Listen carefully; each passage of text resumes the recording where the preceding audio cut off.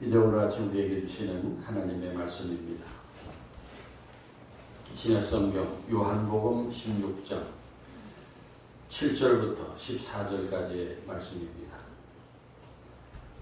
그러나 내가 너희에게 실상을 말하노니 내가 떠나가는 것이 너희에게 유익이라. 내가 떠나가지 아니하면 보혜사가 너희에게로 오시지 아니할 것이요 가면 내가 그를 너희에게로 보내리니 그가 와서 죄에 대하여 의에 대하여 심판에 대하여 세상을 책망하시리라. 죄에 대하여라 하면 그들이 나를 믿지 아니하며 의에 대하여라 하면 내가 아버지께로 가니 너희가 다시 나를 보지 못하며 심판에 대하여라 하면 이 세상 임금이 심판을 받았습니다. 내가 아직도 너희에게 이를 것이 많으나 지금은 너희가 감당하지 못하리라. 그러나 진리의 성령이 오시면 그가 너희를 모든 진리 가운데로 인도하시리니 그가 스스로 말하지 않고 오직 들은 것을 말하며 장래 일을 너희에게 알리시리라. 그가 내 영광을 나타내리니 내 것을 가지고 너희에게 알리시겠습니다. 아멘. 하나님의 말씀입니다. 여러분은 살면서 성령님에 대해서 의식해 본 적이 있었습니다. 성령님이 나와 함께 계시고 또 매 순간 나를 돕고 계신다. 그렇게 느껴보신 일이 있습니까? 그래서 어려운 일이 있었을 때 우리 성령님 도와주세요. 이렇게 도움을 구해본 적이 있습니까?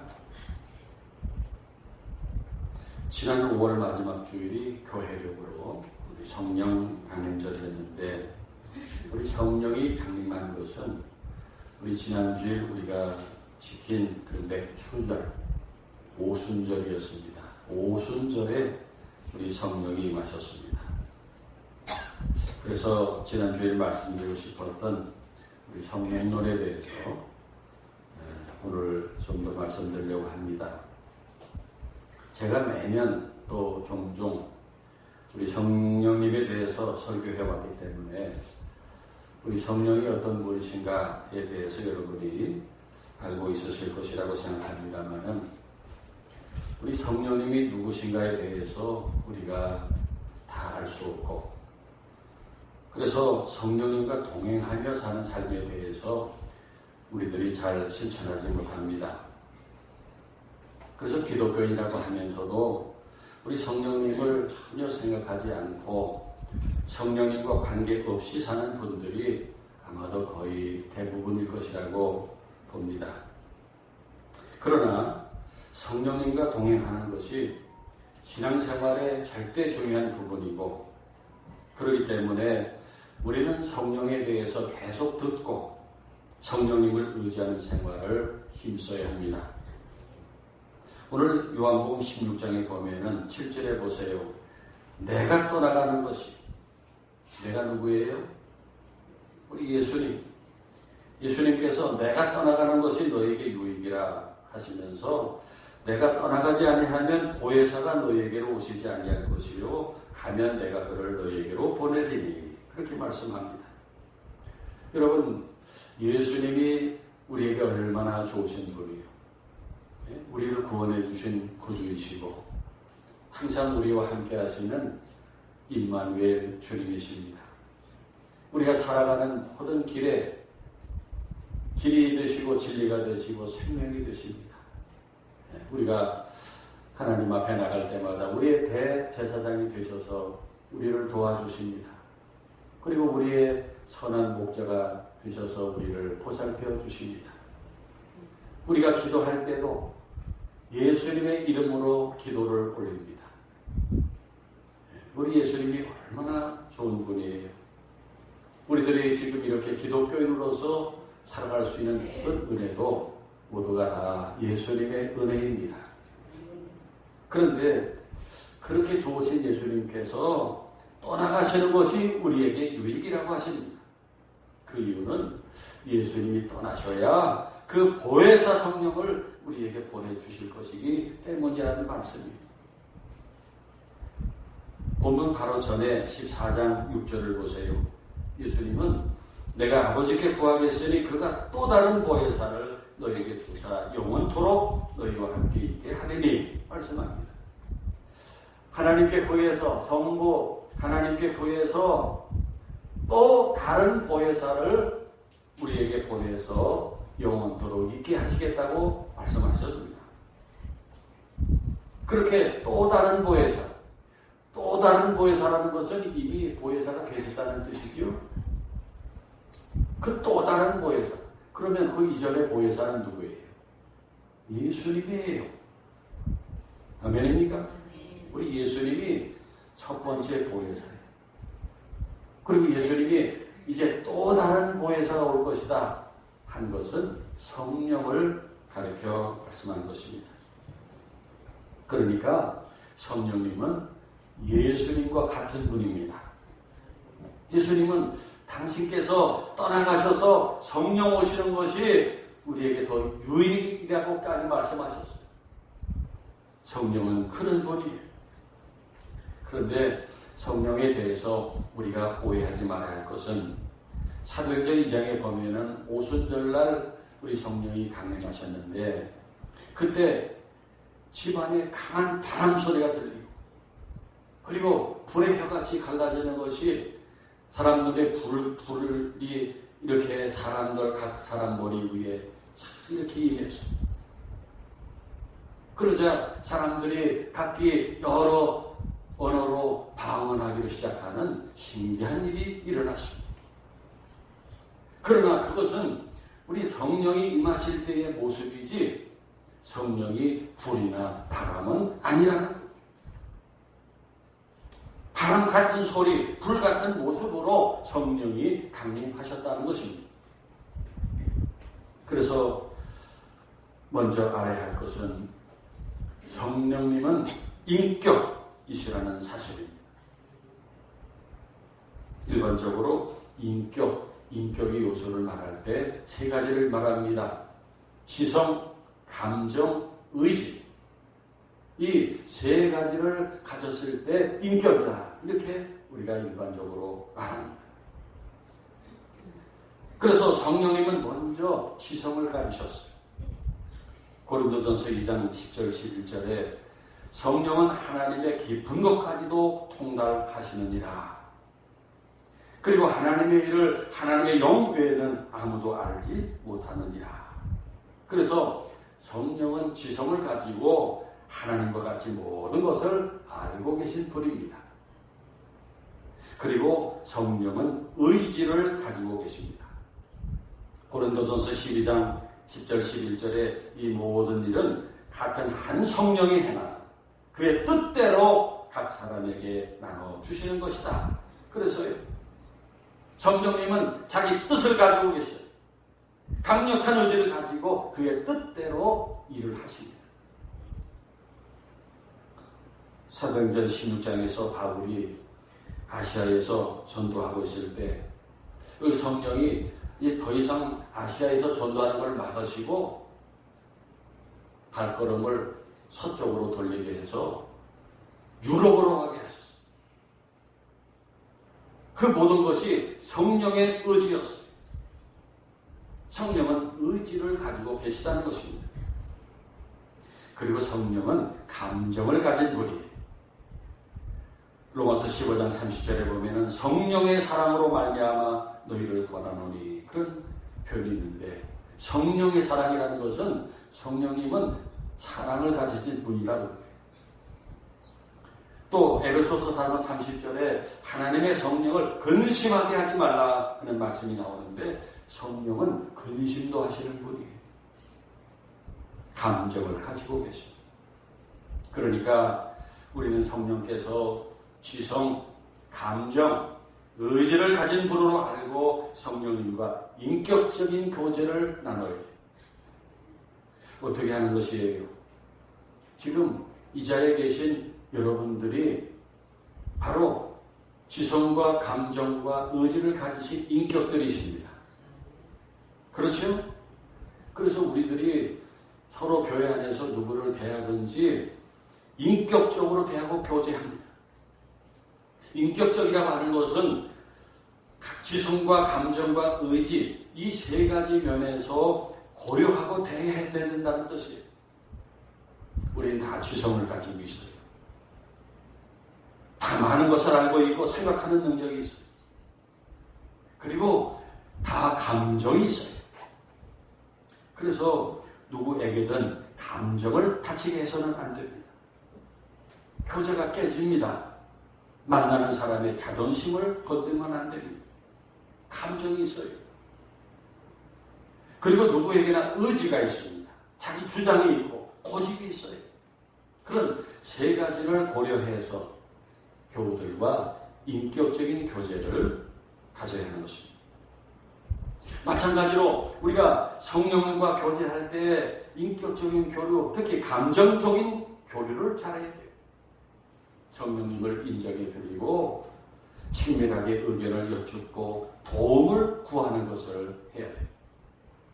그런데 여러분들 아셔야 될 것이 이 친밀한 교제라는 것은 큰 문제를 가지고 교제하지 않아요. 친밀할수록 작은 것, 시시콜콜한 것을 가지고 교제합니다. 우리들이 친한 친구와 만나가지고 뭐 거창한 거 얘기하잖아요. 그냥 시시한 걸 가지고 얘기해요.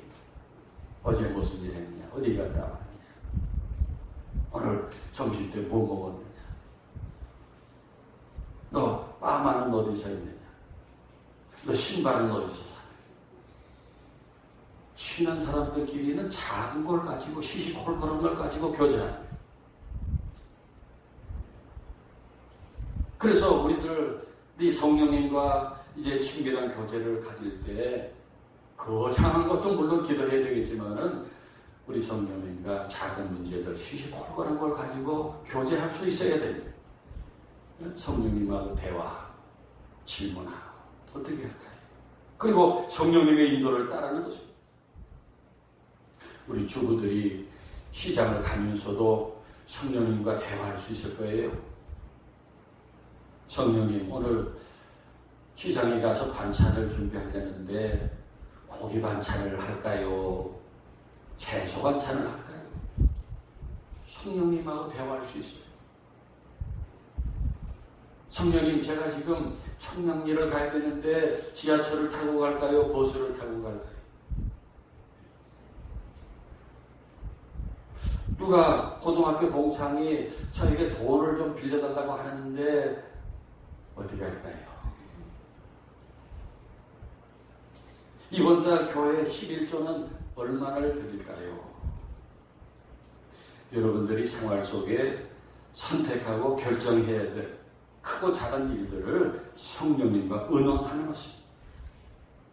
여러분들이 얼마든지 판단하고 선택할 수 있는 문제들도 성령님께 묻고 인도하심을 받는 것입니다. 그래서 성령이 감동하셨다 하면은 적극적으로 순종합니다. 그럴 때 성령님과 친밀하게 되고 인격적인 교제, 친밀한 교제, 감정적인 교제가 이루어집니다. 그럴 때 성령께서 기뻐하시고 우리를 즐겁게 인도해 주십니다. 있습니까? 여기에서 중요한 것은 성령님을 존경하는 거예요. 성령의 주권을 존중하는 것입니다. 성령은 말씀드렸지만은 불도 아니고 바람도 아니고 우리가 마음대로 부를 수 있는 도구가 결코 아니에요. 성령님은 예수님과 같은 분이십니다.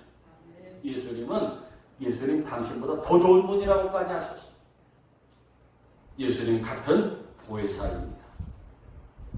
그런데 우리도 가끔 보았지만은 그 오순절 계통의 교회들, 우리 성령을 많이 강조하는 그런 교회의 목사님들 중에는 마치 성령을 자신이 마음대로 할 수 있다는 듯이 자기 손에서 성령이 나간다는 식으로 마치 자기가 성령을 나눠주는 것처럼 그렇게 설교하고 또 퍼포먼스를 하는데 결국 옳지 않습니다. 성령님에 대해서 우리 성경이 증거하는 것을 보면은 성령은 하나님의 영, 예수의 영이십니다. 그리고 성령이 하시는 일들을 볼 때 신학자들은 성령을 트리니티, 삼위일체 하나님 중 한 분이시다. 이렇게 정리합니다. 하나님은 어떤 분이냐? 성부, 성자, 성령이 일체가 되시는 하나님이십니다. 그러니까 우리가 이해하기 어려운 교리입니다만은 성령도 하나님이십니다. 하나님은 성부, 성자, 성령이 일체이신 하나님이시라는 말씀입니다. 그렇다면 우리는 성령을 하나님처럼, 예수님처럼 경외하고 사랑하고 순종해야 합니다. 그러면 성령이 하시는 일들이 어떤 것입니까? 신구약 성경 전체를 읽어보면은 성령께서 많은 일을 하십니다. 모든 일을 하십니다. 구약 성경에서 보면은 우리 성령이 선지자들에게 환상을 보여주고 하나님의 뜻을 계시합니다. 또 신약 성경에 보면은 예수님께서 그 동정녀 마리아의 몸에 잉태하신 것부터 성령이 하신 일이었어요. 예수님이 세례 요한에게 세례 받으실 때 성령이 하늘에서 비둘기같이 내려왔습니다. 예수님이 공생하시기 전에 광야에 나가 40일 금식기도 하실 때 예수님을 광야로 이끄신 분이 성령님입니다. 성경을 읽어보세요. 성경에 너무 많이 소개되어 있는데 이 시간 중요한 것 몇 가지 말씀을 드리려고 합니다. 오늘 13절에 그러나 진리의 성령이 오시면 그가 너희를 모든 진리 가운데로 인도하시리니 그랬어요. 성령은 진리의 영이십니다. 우리를 모든 진리 가운데로 인도하시는데 특별히 14절에 그가 내 영광을 나타내리니 여기 내 영광은 누구의 영광이에요? 여기 나는 예수님입니다. 성령님은 예수가 구주이심을 증거하십니다. 오늘 보면 바로 전장인 15장 26절에 보세요. 내가 아버지께로부터 너희에게 보리를 보혜사 곧 아버지께로부터 나오시는 진리의 성령이 오실 때에 그가 나를 증언하실 것이요 말씀했어요. 그래서 고린도전서 12장 우리 3절에 성령으로 아니하고는 누구든지 예수를 주시라 할 수 없느니라 말씀합니다. 우리가 예수를 주님이라고 우리가 부를 수 있는 것도 성령이 하시는 일이에요. 성령님이 감동하시지 않았다면 우리가 예수를 구주로 믿을 수 없습니다. 우리가 예수가 구주이심을 믿는 것은 전적으로 성령의 감동입니다. 그리고 오늘 요한복음 16장 8절부터 11절에 성령은 우리가 잘못하는 것을 책망하시고 회개하게 하십니다. 아주 무섭게 하십니다. 그래서 성령님과 친한 사람은 어디 죄 짓는 것을 쉽게 할 수 없어요. 성령님과 동행하는 사람은 어디 죄 짓는 데 가는 것이 너무너무 힘들어요. 어떤 죄 짓는 일을 하려고 할 때 너무너무 괴로워요. 견딜 수 없어요.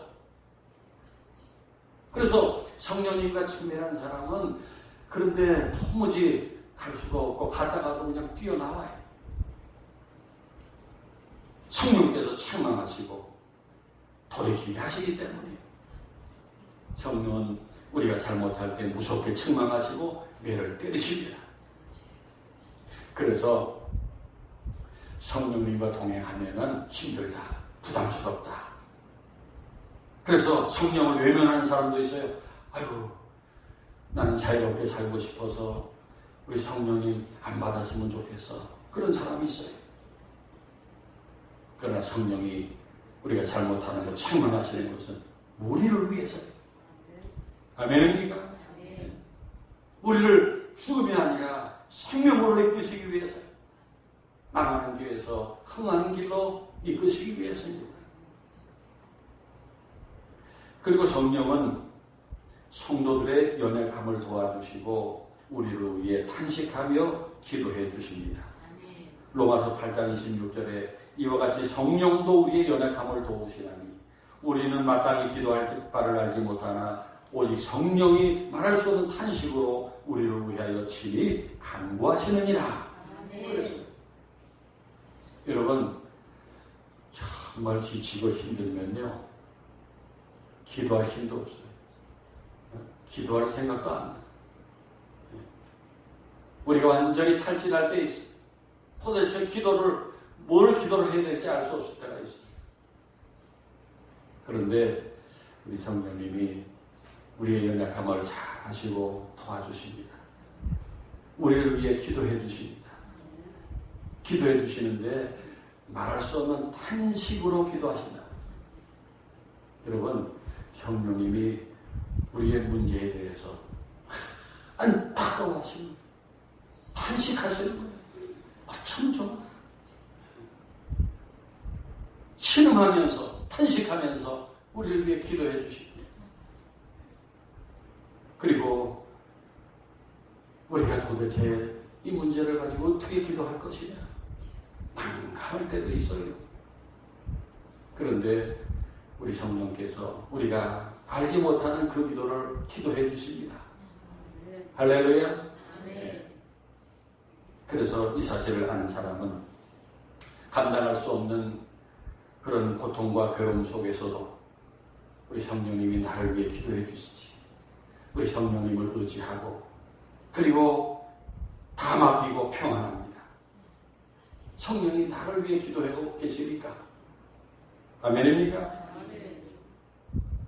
그리고 한 가지 더 말씀드리고 싶은 것은 성령은 크신 위로하심으로 교회를 부흥하게 하십니다.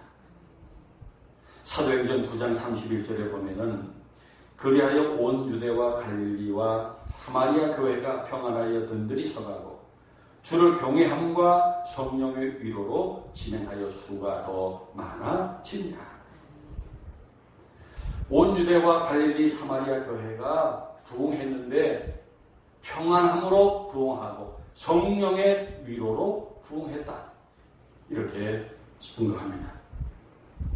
그래서 여러분, 우리 교회가 부흥할 때 여러 가지 요소가 있지만 그 중에 중요한 것이 성령의 위로입니다.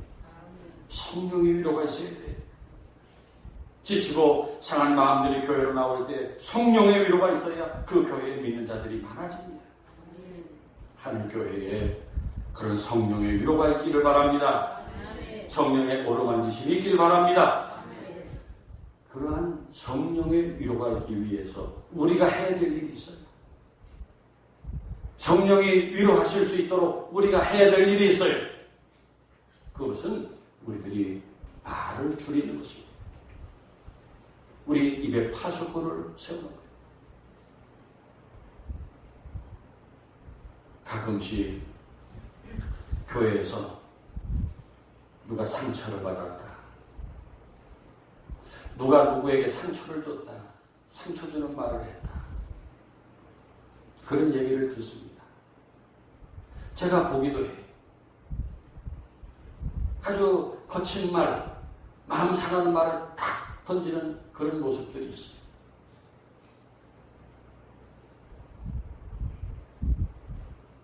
그런 것은 성령의 위로를 깨는 거예요. 우리가 말을 줄여야 됩니다. 내 입에 파수꾼을 세우고 내 입에서 나가는 말을 막아야 돼. 목사님, 그 도와주려고 한 거예요. 도와주는 말 하지 마세요. 도와준다고 하다가 더 상처를 줘요. 말을 줄일수록 성령의 위로가 교회에 크게 임하게 되는 것입니다. 반대로 여러분이 말을 많이 하는 만큼 성령의 위로는 적어질 것입니다. 교회 부흥에 방해가 될 것입니다. 앞으로 우리 교회에서는 말을 아예 안 하면 좋겠어요. 제가 30년 목회한 결론이 그거예요. 아무 필요 없는 얘기들. 말을 하려면 사랑합니다, 감사합니다, 좋습니다, 고맙습니다. 이러쿵저러쿵 하다가 상처를 주고 다툼이 일어나고 평화가 깨지고 상처받고 그런 일이 너무나 가슴이 아파요.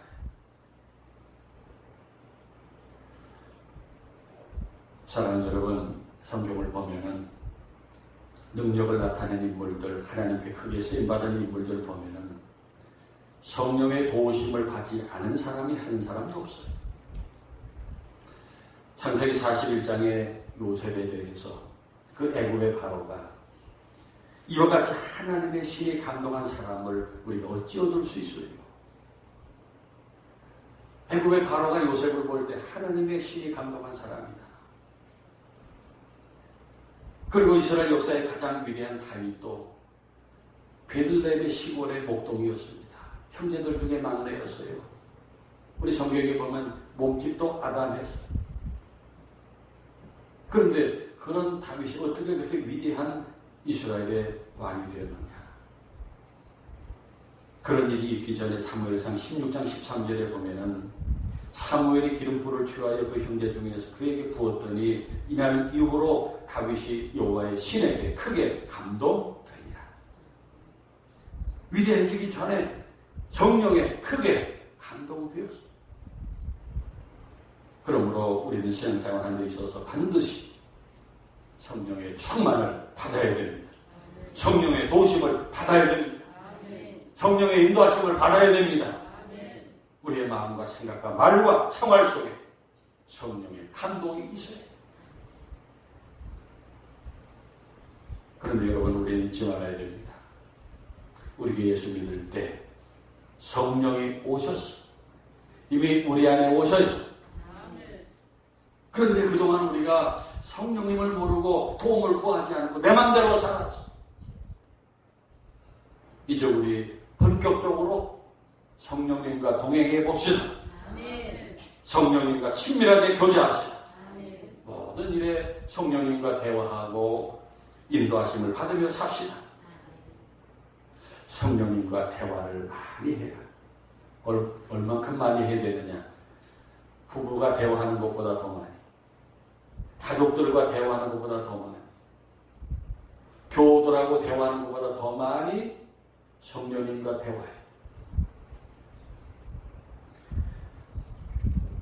신학자, 성경학자들이 그 성령의 역사로 목회한 목사님들, 또 사역자들 연구를 했어요. 성령님을 의지하고 그 성령의 충만함 속에 살아가는 분들을 연구했어요. 관찰했어요. 관찰했는데 그 묘하게 하나의 습관이 있어요. 무슨 습관이냐면은 혼자 중얼중얼거려요. 혼자. 어디 가서도 혼자 중얼중얼거리고 저희 가서도 혼자 중얼중얼거리고 어디 가면서도 누가 대화하는 것도 아닌데 혼자 중얼거려요. 그리고 눈 감고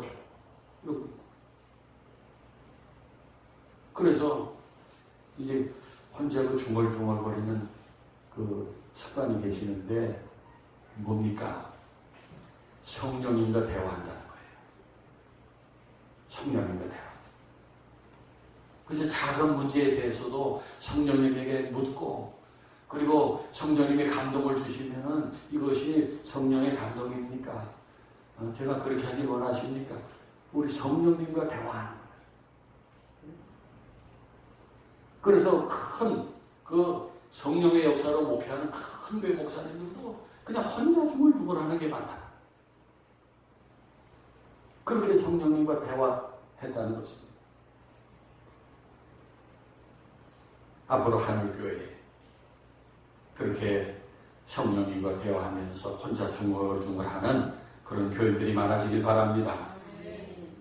그럴 때 성령께서 여러분의 앞길을 놀라운 은혜와 놀라운 복으로 인도하실 줄 믿습니다. 어떤 어려운 환난과 역경도 헤치고 나가 승리하게 하실 줄 믿습니다.